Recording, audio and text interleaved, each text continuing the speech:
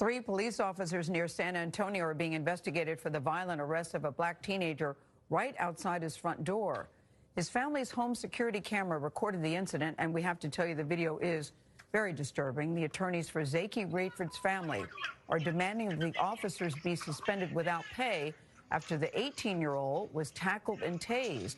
This happened in Schertz, Texas earlier this month. Maria Villarreal spoke to the teenager, his father, and their lawyers about the arrest.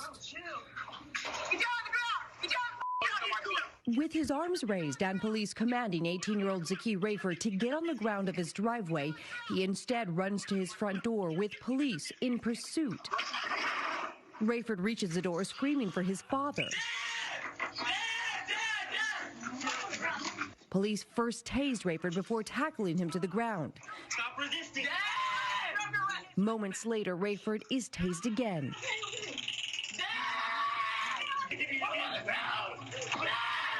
Another officer can be seen kicking Rayford. His father then opens the door.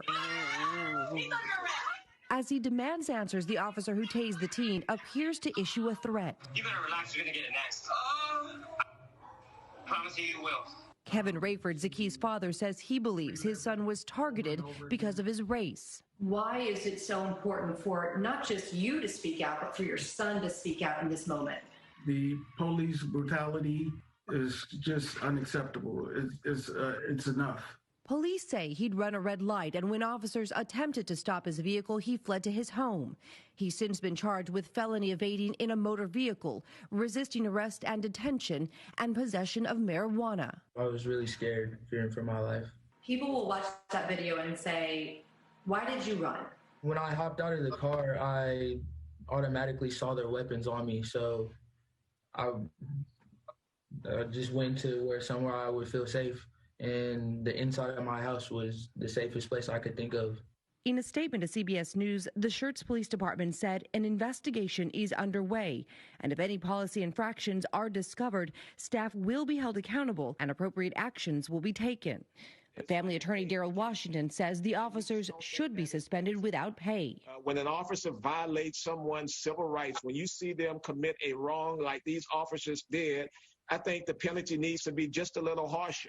Otherwise, you have nothing that's going to stop officers from doing this in the future. Mireya Villarreal, CBS News, Dallas. Oh, my gosh. That's hard to watch. It's very hard to watch. I mean, there's so many layers of wrong there. I get it. The police are saying we tried to stop him. He kept going. He's home. He's in his neighborhood, so he says, let me get home. People have to understand how afraid black people are of police officers in this time. You just have to understand that. So when he gets to his house, he gets out, his arms are up. They tell him to get down. Again, he doesn't get down. He says, I just got to get inside the house.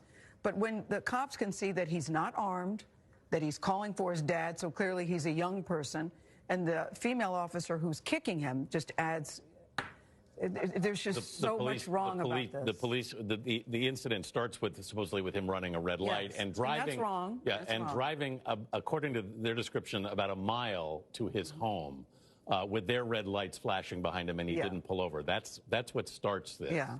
How it ends is another matter. You mentioned race is a factor here. He's also just a teenager. You're 17 years old when the police are after you. You feel scared, and you want to get home, particularly if you're that close to home. The other problem, Tony, is, and people don't want to hear this or believe this, white kids are given the benefit of the doubt. I had the very same thing happen to me a mile from my house. I ran a light trying to get home. Classic case. You can't generalize it. I get it. But many times, white teenagers are given the benefit of the doubt. They are not looked upon as threatening or frightening. But this kid didn't even have a weapon. His hands are up, and he's calling for his father.